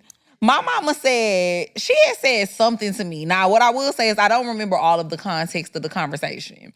But she said something to me, and I was like, girl, whatever. In the bath. Boy, please, whatever. That Houston came out. In the bath while I'm taking a bath. How old were you? I had to be like between 8 and 10. Bad. Between 8 and 10. You was bad But as fuck. she was saying something, and I was like, girl, whatever. And I remember I heard my daddy, y'all, because, and maybe that's one of the main reasons why I miss my dad so much, because that was my nigga. Like, when I say always had my back, my mama, I heard her say, oh, hell no. And my daddy was like, wait a minute, just calm down. She was like, no, I'm about to whoop her ass. She was tired of you, because you always used to run to your daddy. My dad was my You was favorite. a daddy's girl. Yeah, he used to always, like, have my back. Like, my dad was the reason that I didn't get a lot of whoopings, because he would talk my mama down. So he was like, no, just calm down. I could hear it. He was like, no, just calm down. I was in the tub. Yeah, she ain't gonna come in here. Yeah, My daddy got my back. I ain't worried about her. Girl, you are a mess. And then she came in there with that fucking belt. And you was wet. And I was wet and naked. Good. You deserved naked it. and afraid. That was me, bitch. You was the first season. I was the first season of Naked and Afraid, bitch. Fuck what they talk about right now. Okay, so let's go back to 2001. Are you gonna whoop your kids though? Whenever you have kids? Exactly. I want to try because, like, it was more. It was more frightening than anything. But not frightening enough to where I still wasn't gonna cut up. Hello. That's what I'm saying. Like, I'm not gonna lie. I vividly remember the whoopings, but it didn't stop me from being bad. No. You know what really stopped me more? When I would get shit taken away. Yes. Like, when I would get punished and my mom would she would be like, we taking your TV out your room. You can watch Smart Guy? Life is about to end. Or Doug. Why does she sing that intro so bad? Smart Guy. She sang really bad on that intro. Who was that? I don't know. Another master guy, Master T.J. Henderson, super intelligent and fine young gentleman. Why do you remember that? Girl, that was so bad. I do not even remember that shit. But Taina is what fucked me up. That was my shit. Taina and As Told by Ginger. Someone once told me that crack it's always greener on the other side. It was, I mean, that's what really used to fuck me up. Yeah, that would mess you up. That, not being able to play Snake on my Nokia. Yo. Okay. Hey. So it's just like, that used to fuck me up more than anything. And that's what Not being able to go outside, hang out with my friends. When I couldn't go to the skate rink, I used to think my world was going to end. And especially when you go to school on Monday and they was like, oh yeah, we had such a good time. And you just sitting there like, can't relate. I'm so lame. But that used to fuck me up more than why whooping. I'm not whooping my kids. I have 2 nephews, okay? And one of them bad. Jackson and Rod, right? So why you don't want to whoop the bad? Because, let me tell you why. Let me tell you how I used to spank Jackson. Because you always say he bad. Let me tell you how I used to spank Jackson. I used to be like this. And that's what I would do to him. And it wasn't a spanking for real, but I couldn't spank him because he was just my sweet, I will cry. My sweet baby. But you always say he's sweet. And I never had to spank. Right. I never spanked Jackson. My sister don't spank either one of them. Never spanked Jackson. And when I tell you, now he's still a kid. You know, but he's so well behaved. He's so respectful. He's an angel walking this earth. Yeah. The sweetest baby. And until this day, Jackson, yes, ma'am. No, ma'am. Yeah. Angel baby. Rod Jr., that little one, it's something about that second child. The second child? No, you the oldest. Nigga still bad. Shit don't work. Nothing works. And bitch, you just bad. And I was the only child. Bad as fuck. Just bad. Nothing worked. Bad. Nothing worked. Bad. So I feel like, honestly, it doesn't matter. It matters more about the child. Yep. But spanking, it don't really do too much. It don't do too much. I feel like if anything, it traumatized your kid. Because like I still to this day my mama used to when somebody go like, hey, what's up, Dre? You be like, I'm telling you, me and my mama used to be in a car together. I'll never forget. It was another time. At this point, I'm like 14. Ooh, you was a grown woman. Yeah, I was in high school. That's when that ass started coming in. I was in the car with my mama. She said something to me. I said something back. She popped me in the mouth. So, like, still to this day, when I be in the car with her and she say something, I be like, yeah. But you still got a smart ass mouth. And I don't say nothing. To her. It was to teach you to not have a smart ass mouth. But you know what? But you know what I'll tell you though? And maybe I'll be wrong. Maybe people in the comments will disagree with me. I think you need to be scared of your parents. I do too. You need that little bit of fear. I think sometimes that's the fucking problem. And I'm not trying to say, like, my parents definitely made their mistakes. By societal standards, if you analyze how they raised me, a lot of people will probably say, oh, it's certain shit they did wrong. Nobody is perfect. You know what I mean? Like, my parents were not perfect. But there's no such thing as perfect. But but I ain't gonna look at the material. They did something. They did a little one too. And I was scared of my parents. But I say all that to say, there's a study. They have twins in a home that were raised the same, and one twin goes off to be a multi-millionaire, and the other twin on the side of the corner popping perks. I feel like so the whole parenting thing where like people want their kids to be their friend, I stand on the side of history where it's like, I'm not your little friend. Yeah. Nah, I agree with that. I don't want my kids to think I'm their little friend. Yeah. My mom she was cool when I got older, but Did you get whippings? Hell yeah. But that's what I'm saying. With a switch, though. I'm from the country. Oh, yeah. I used to get whipped with switches. Oh, let me tell y'all something. And they gonna probably be in the comments like, oh, you was abused. I don't give a fuck. I got whipped with an extension cord before. Not that extendo. Yeah, the extendo You needed that. Yeah, I got whipped with switches. I used to, and then they used to make me go pick the switch out. Oh, go pick the switch. Yeah. Don't pick the small one, because those hurt the worst. Yeah. And so it's like, I don't know. Like, I personally, for me, I'm not going to whip my kids if I can help it. Like, if shit gotta get to that, you bad as fuck. Yeah. And like, that's what I'm saying. You bad as fuck. Coming from somebody like like people that I've dated, dealing with their kids, whooping don't work. Take that iPad. Oh, they finna be the sweetest thing you ever met. Yeah. Take away things that they value. But to me, temporary I want to be a different type of parent. Temporary pain is just, that's what it is, just temporary. It's temporary. You gonna still do what you want to do. Because my mom whooped my ass with that extension cord that time. And I still snuck that boy in the house when I was 15. Like, you ain't. Not you was. You ain't. And got caught with that too. Then got caught. That 2-2 was hot. Then got caught with that. Then went to high school. They got me a car. They was like, oh, you need to be home at 11 o'clock every day. Still was coming home at 12. Like, because you was like, I'm going to eat this whooping. You going to eat that whooping. You gonna eat. If you get whooped a lot. It's momentary. But that's what I'm saying. To me, whoopings don't do nothing. Now they like to call it trauma and abuse, and I don't disagree with that, whatever. I don't like to call people whatever you want to call it. But to me, it's more effective if you have to go days with feeling something. I used to have to go days without my car. Bitch. When I got older, my mom stopped. Last time I got a whooping, I was in like 2nd or 3rd grade. Once I got older, she would take away things from me. So when I did something bad, I had to go 2 weeks without my car. Bitch, I was hurt. Bitch, first and foremost, I am with you, because imagine sitting in your room with nothing to watch. Bro, you just looking at the wall, and then you hear your mom in the living room laughing, listening to what was the name of that show with Della Reese? Ain't on alone down the road. Touch my angel.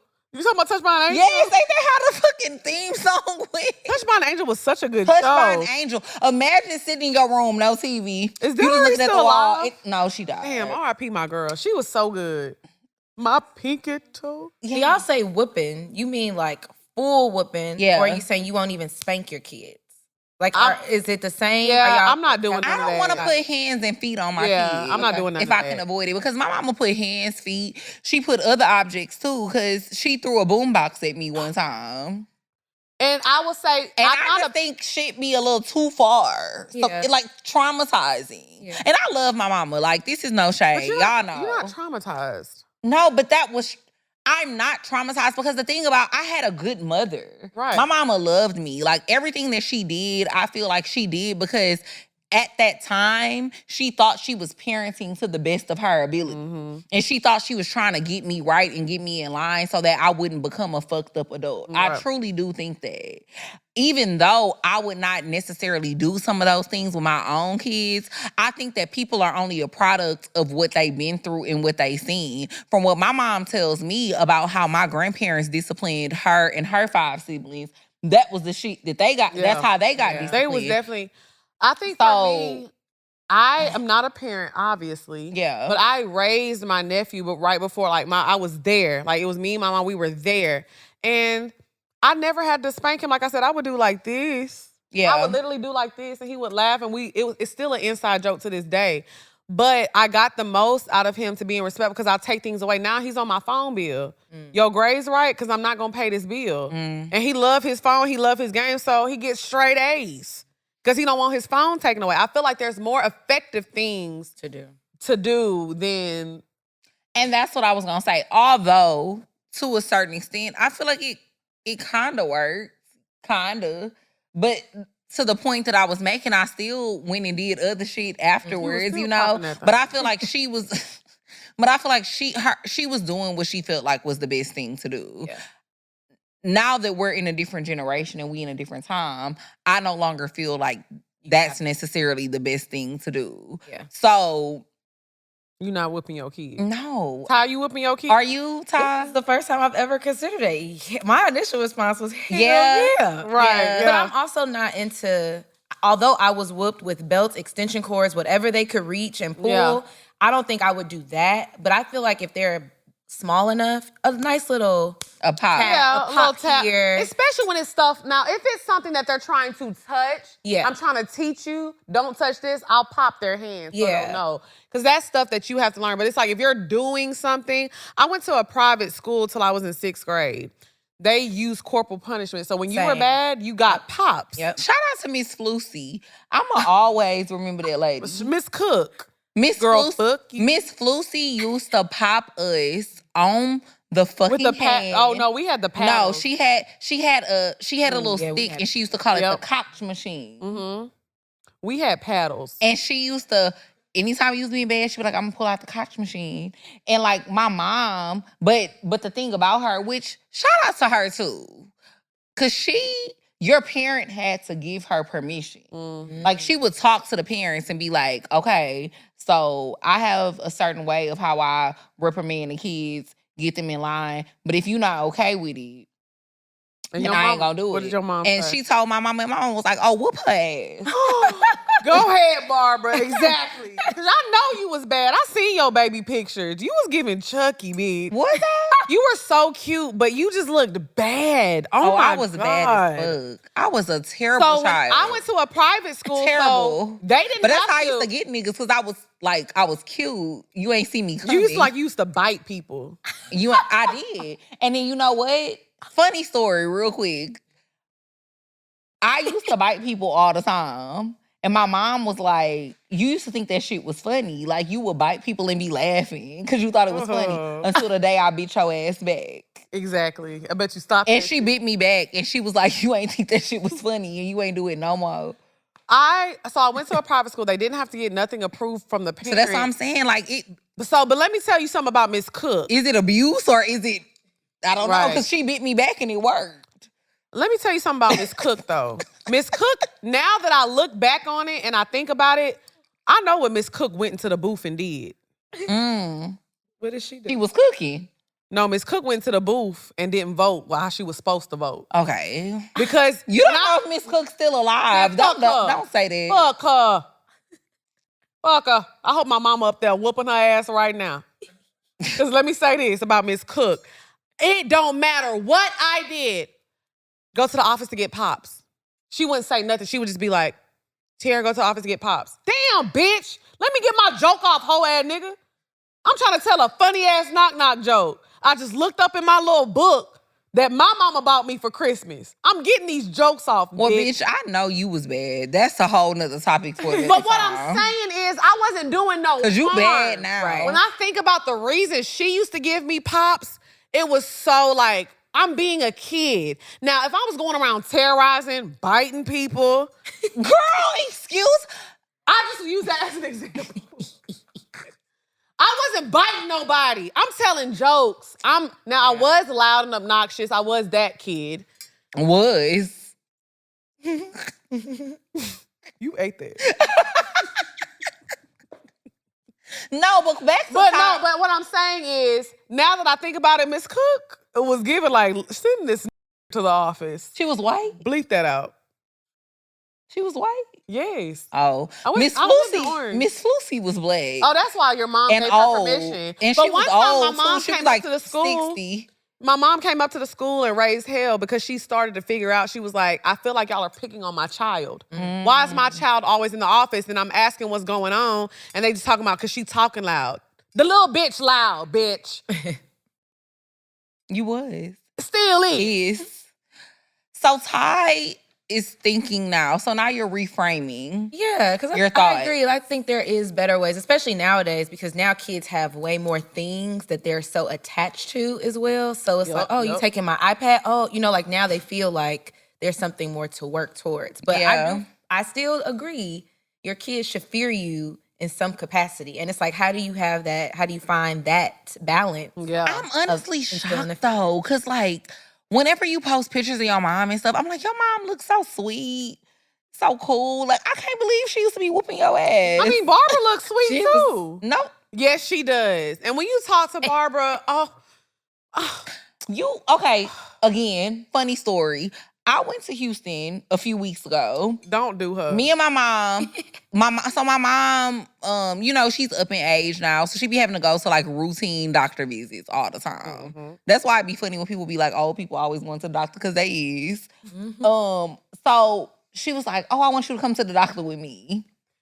Please. So I was like, okay, cool. So we was getting in the car, and I can't remember what we was talking about. We was talking about something. She was like, yeah, all your friends, they always love me. They be like, your mama's so sweet, so cool. And I was like, yeah. Oh, my God. We was talking about this, about whooping your kids. Mm-hmm. And I was saying how I was not going to whoop my kids. And my mom was like, for real? And I was like, yeah. And I was like, when they come to your house, you better not whoop them neither. Mm. Because I'm not going to whoop them. And she was like, well, I feel like you turned out all right. She was like, but it's so funny because when I meet all your friends, they be like, your mama's so sweet. Yeah. And she was like, and I was like, yeah. And I be telling them, like, you really a menace. You do be saying that. Because y'all don't know. Y'all don't. But no, I be seeing it now. When we go out to eat or I be around Miss Barbara, I be seeing that little menace. I be like, okay. This is what Barbara be cutting up a little bit. This is my theory, though, with people. When people get old, they become nicer. Sweet, yeah. So y'all have only known, like, you got to think about it, friend. Like, when me and you became friends, my mom is 75. She just turned 75 in October. So when me and you met in 15, 16, but I don't think you met my mom till like 2-3 years later. Yeah. It wasn't until you moved to Atlanta that you met my mom for the first time. So like when you met my mom, she was already in her 60s. She was a 60 citizen. You don't know the 40-something year old version of her. And my mom will tell you, like, I would actually love to have her on the show one day because she would tell you, like, when she was younger, she was a fighter. She used to be fighting. She used to get out there. She used to be outside. Hey, what I told you about my granny. But, like, she used to be outside. Like, y'all be underestimating. My mama was a fool when I was younger. Side note, you know the signs of my daddy was the cool one. You know the signs of a good grandma is when you see a grandchild and they be greasy. You know, that's a love child. Oh, when you see a greasy baby, Oh my God. Every time my sister would come home from work, when we would both be at work, we would come home, and Jackson used to be a little greasy. And my mom used to be like, he look fat, look at him, he ain't dry. That's a good granny. If your granny grease your baby up, they good to go. What's up, y'all? It's your girl, XP. And it's your girl, Dre Nicole. And it is the holiday season, so you know we have to put y'all on the perfect stocking stuffer, thanks to Manscaped.com. Yes, you have to get your man the Manscaped products. Who wants somebody with a furry face? All that stubble scratching you or scratching, other places. You know what I'm saying? So the best thing about it is they can do this at home, and it has a charger, so if they want to take it on the go, they can do it on the way to the events too. So y'all know when men be in between haircuts, they want to take a little stubble off their face. This is the perfect thing to get. They have different packages and all the good things that you need for your stocking stuffer. So what you're going to do is go to manscaped.com and you'll get 20% off. That's manscaped.com. Get 20% off of your stocking stuffer. I'm telling you, you're going to love it. Period. Gift your man with the ultimate grooming experience by Manscaped and get him the Chairman Pro package for the holidays. It's a thoughtful and practical gift that he'll actually use and love. Get 20% off plus free shipping with the code POORMINDS at manscaped.com. That's 20% off plus free shipping with the code POORMINDS at manscaped.com. What's up, y'all? It's your girl, XP. And it's your girl, Dre Nicole. And we have a very exciting announcement today. We have a brand new show dropping. Yeah, so we have a brand new show dropping, y'all, on Patreon. It's going to air on September 2nd, and it's called Pour Chronicles. We're going to be doing so much stuff on there. We're going to be doing challenges. If you can't go to Bella Noche, where the hell could you go? If you can't go to Bella Noche, where the hell can you go? We're going to be doing talk to me, chit chat with me. We're going to be spilling a little tea. Oh my God. No, you didn't. Oh my God. Everything y'all been wanting to see, we're going to be doing it right here on Patreon. Yes, y'all ask us for so much. Well, we finna give it to y'all every single Monday. And it's gonna be a time. Y'all know Poor Minds has grown into its own little entity. Well, we're gonna have a lot of fun still over here at Poor Chronicles. So make sure y'all tune in September 2nd. It's going down. Stay tuned.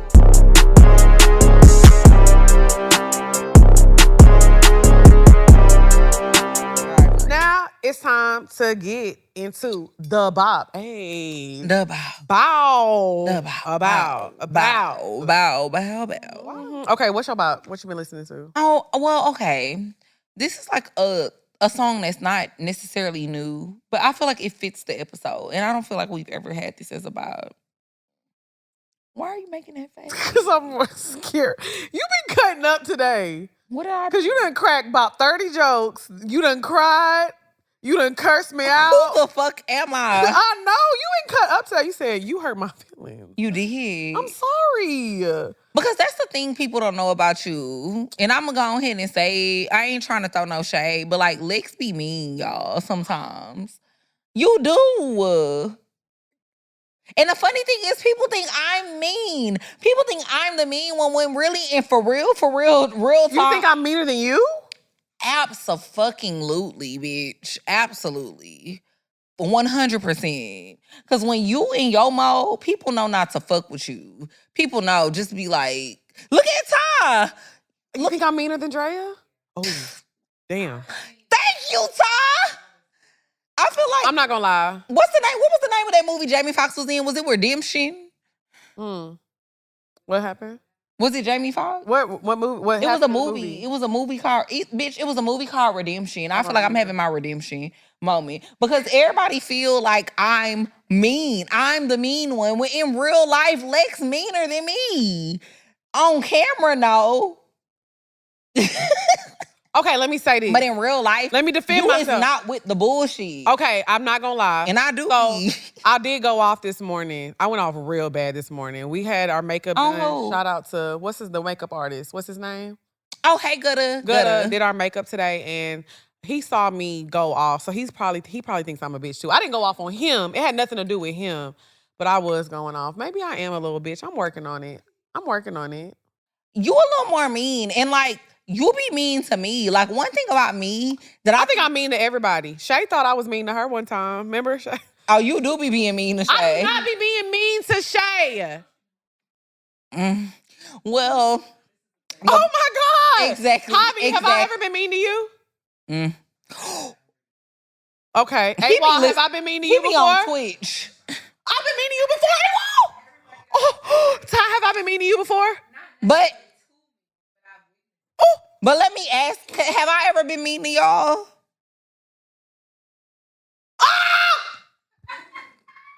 Oh my God. Shay, have I ever been mean to you? I don't think you mean either. It's time to work now. And when you were, and I think that be the thing too. When you be ready to go, It's not about get okay. nasty. But let me say this: it's What- not about being ready to go. I be ready. But you to always work. ready to no, go. because exactly, I'm always ready to go. But I be ready to work. Let's get this work done so motherfuckers can go home now. But the thing is, nobody be tripping on going home but you. You be the only one that be wanting to go home. You don't know that though, because they work for us essentially, so they can't be like, I want to go home. Let's get these people in and out. Hello? So yes, it comes off a little mean, but let's get this show on the fucking road. 15 mins? Let's get back in here. Well, going back to our relationship, because bitch, I don't work for you. But you still like you was spicy earlier this episode, and I'm like, oh no, I wasn't spicy this episode. I was emotional because I was like, let's take. No, this is what you said. Javi might have. Well, he don't got to delete this part, but no, you was like, well, if I could say, no, if I could finish, if I could finish my thoughts. Yeah, because I was trying to, because I know when we have conversations, we cut each other off. But I was trying to get my points about the documentary off. And so it was an emotional conversation, so I wanted to get it out. I was just saying, let me finish. It wasn't like, I didn't say it like that. Well, girl, first and foremost, you ain't got to talk me down because I know you. That's what I'm saying. And I'm also not really that sensitive, but I was just saying, whenever you be in your little mood, I'll be like, I'm not in the mood, though. No, you not right now. But I'm saying whenever you do be, I just be like, okay, bitch, bye. I'm gonna talk to you later. Cause I just don't be having time for it. And I've learned how to deal with you. But your ass is way meaner than me. Because one thing about me, I don't stay mad. You? No, I don't. Oh, fuck no. Most times stay mad is for like a day. That's a long time. That's not a long time. I don't stay mad for hours. Like, it'll be like hours later, and I'll be like, okay, hey, girl, you want to go have drinks? No, yo, bad. I'll see you tomorrow. No, you be like, bitch, I'll see you next Wednesday. Possibly. You be mad. I don't be mad. I just not mad, but like get away from me. Not you, just people in general. No, me too. Just people in general. No, not you. I've learned to I know you though. Do you think that's a fault of mine? What? I feel like I've talked about that before on the show. Like, I've gotten into it with my man about that hella times. He be like, one thing about you, you don't take shit serious. Like, no, it's not that you don't take nothing serious. He was like, you think that we can have a conversation, and then because we had the conversation, tomorrow we gonna talk, and it's like everything is cool it's a bad again. Thing, but you know that meme? He was like, you push stuff under the rug. You know that meme from what's her name, Juicy, and she walked in the room. She was like, "Hey, how y'all doing?" That's you. So it's not that you mean any harm. You just be like, okay, we talked about it. It's good. Hey, we outside. I mean, and let me know if y'all wrong. I would like to say, because people always be like, y'all be taking surveys, but who? Let's take a survey. Am I wrong? Like, I feel like once we have a conversation about some shit, it's over. No, let me process that conversation.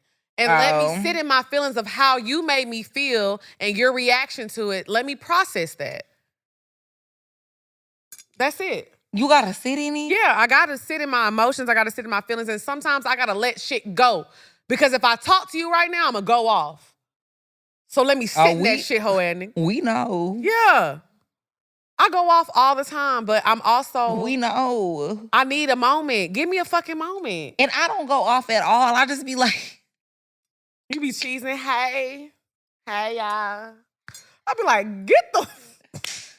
But you know, whenever people say we don't look, quote unquote, like we in our 30s, I feel like people be wanting to know my skincare regimen.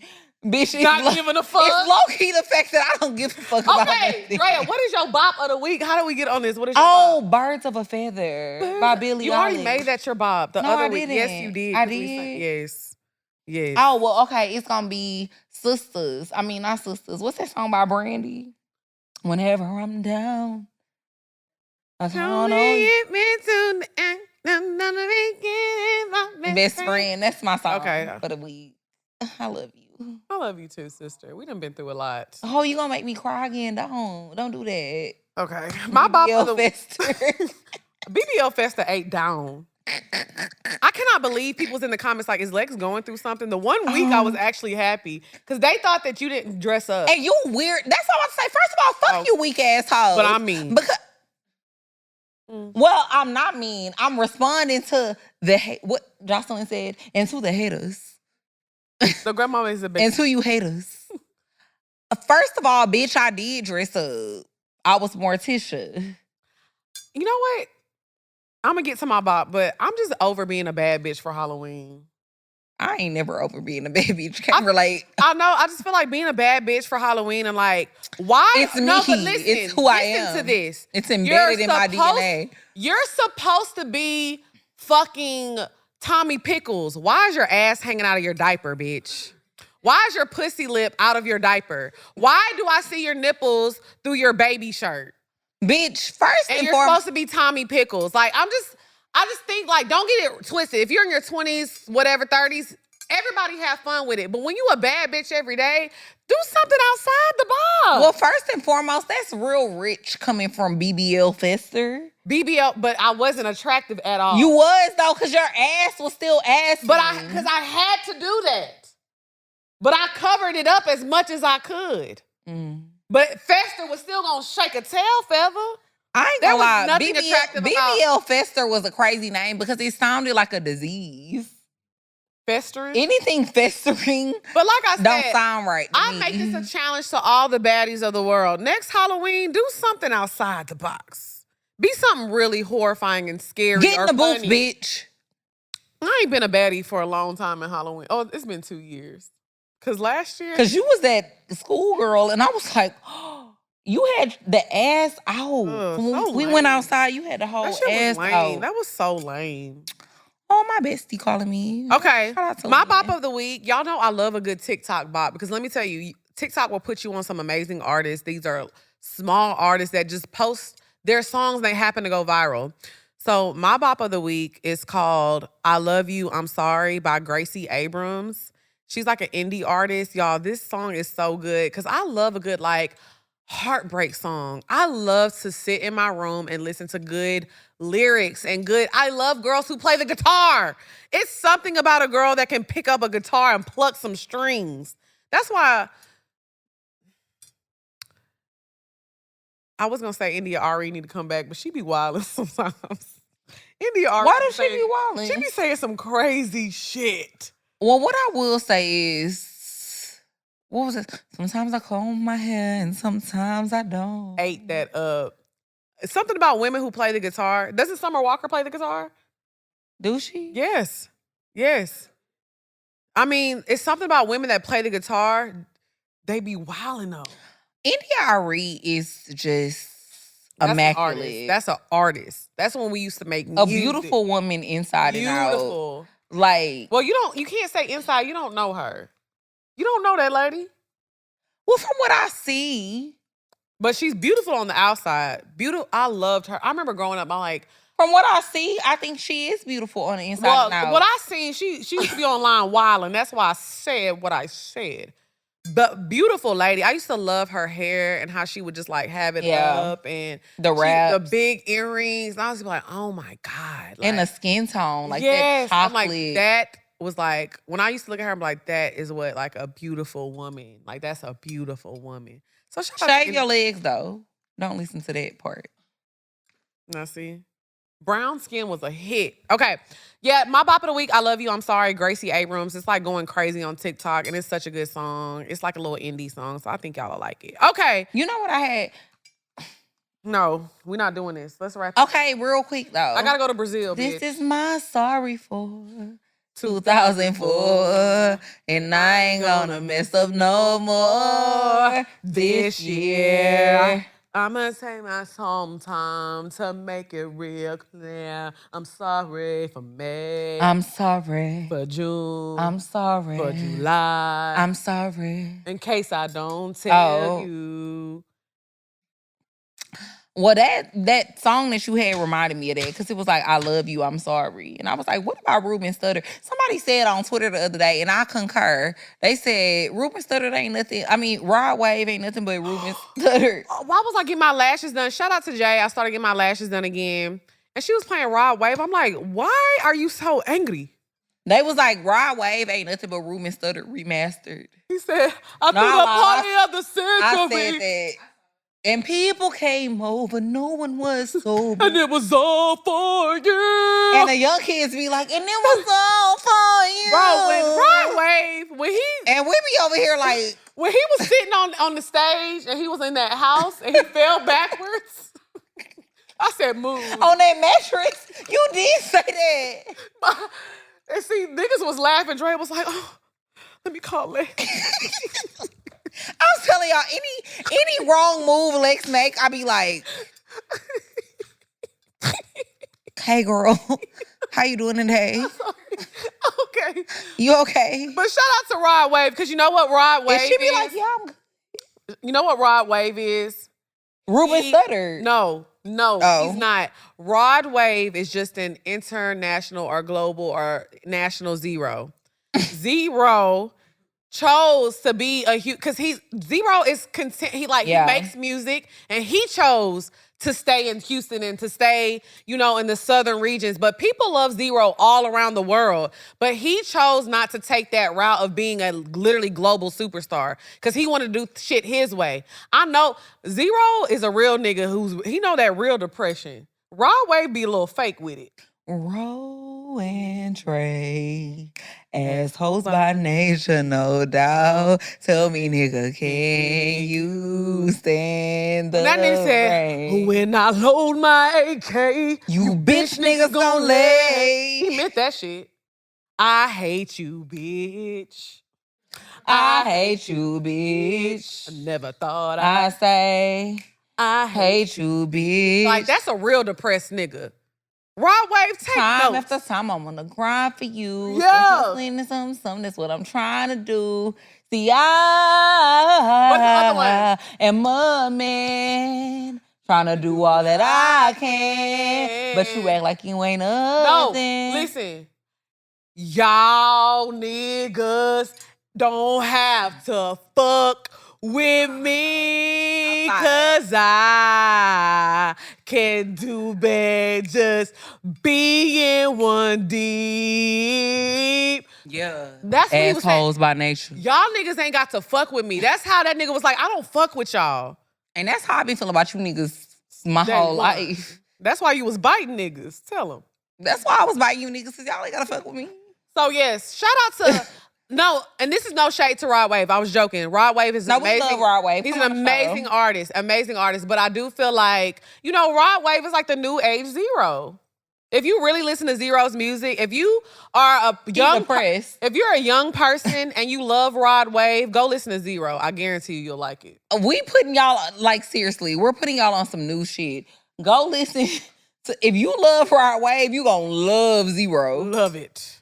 Love it, man. 45 letters. 45? 25. That was a lot of lighters, bitch. Well, bitch. Where you got them 20 of them from? 25 was a lot, But too. you said 45. It's... Something didn't happen in that. Because Ty, first of all, she put wine. Oh, it's Ty's fault. I get it. I know, it is her fault. Ty, why? Why, Ty? Why? Why, Ebony? Why? What's up, y'all? It's your girl, XP. And it's your girl, Dre Nicole. Y'all know we have a segment on Poor Minds called Item of the Week. But do you have a product or something that you want to promote and you want it featured on Poor Minds? Your opportunity is here. Period. If you have an item or you have a business and you want to get it promoted, we are now having slots available on the Poor Minds episode. So if you would like to get your product featured for Item of the Week, all you need to do is send an email to itemoftheweekpm@gmail.com. That's ITEM OFTHEWEEKPM@gmail.com. Send us an email and we'll work it out. We're going to figure it out. Get your product, get your business sponsored, and yeah, make you some money. We love to support a small business now. And a black business at that. But I mean, They can be anybody. We don't discriminate. Any business is welcome. Hey y'all, it's Dre Nicole, CEO of Muse Beauty. Are you ready to take your beauty brand to the next level? Well, I've got something special just for you. I'm introducing the keys to a successful e-commerce brand ebook. In this guide, I spill all of my secrets on how I built Muse Beauty from the ground up into a global beauty brand, serving thousands of customers from all over the world. From defining your brand vision to mastering marketing strategies, this book literally covers it all. Plus, exclusive highlights and tips that you won't find anywhere else. But wait, y'all, it's more. Check out my curated vendors list featuring over 50 top suppliers in the beauty, fashion, and packaging industries. Whether you need cosmetics, accessories, clothing, or chic packaging, I've got you covered. So what are you waiting for? Go to www.musebeautycollection.com and get your ebook, your vendors list, or you could bundle them both together. All right, bye y'all. I'll read one today so we can wrap this up. I gotta go to Brazil. Ooh. Hey, Lex. Light flex. Hey, Lex and Drea. First of all, thank you both so much for everything you do with your show. You both truly make me feel seen, make me laugh, and make me feel included as a black woman, and I love y'all down. So I'm going to try to make this short, but it's a toughie to me, LOL. So I have had a male best friend since middle school. We've been knowing each other for maybe 17 years now.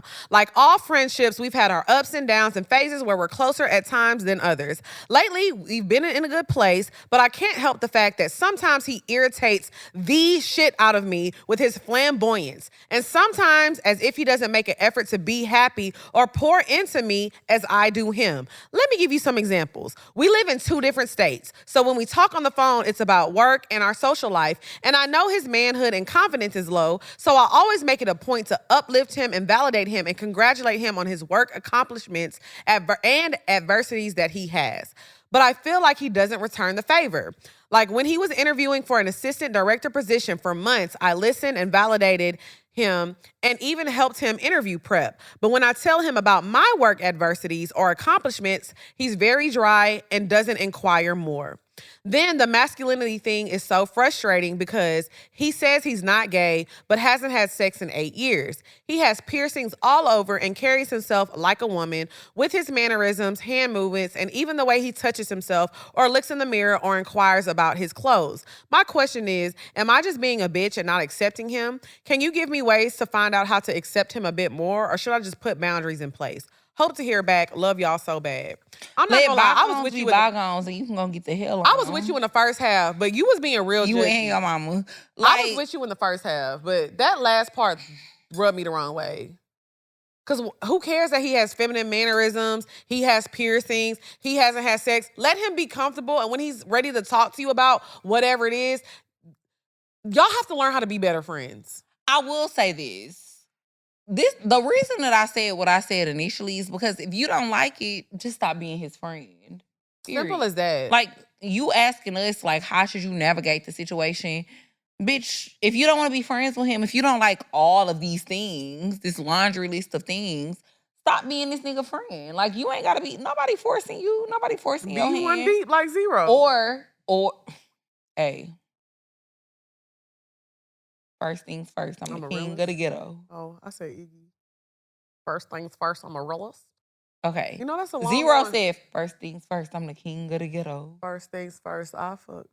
How's it go? First things Bitch, first. I don't know, because That's Biggie. What's the song? First things first. I big freaks all the honeys. That's what it is. Come on, Ty. Wanting money. Those are the ones I like because they don't get Nathan. But penetration, unless it smells like sanitation.